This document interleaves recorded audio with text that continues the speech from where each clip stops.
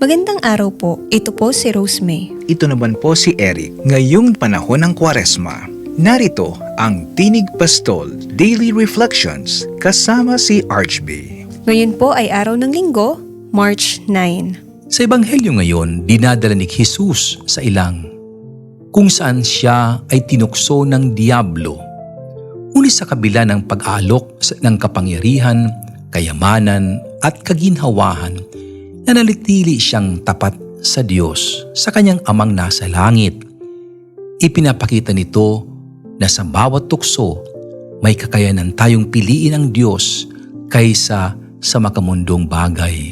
Tayo rin, sa ating araw-araw na buhay, ay humaharap sa iba't ibang tukso, kasakiman, galit, katamaran at iba pa.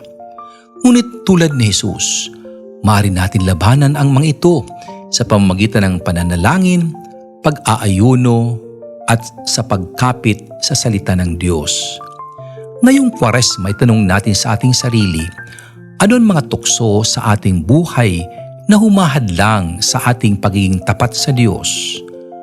Paano tayo mas makapagpapalakas sa ating buhay espiritual upang mapagtagumpayan ang mga ito?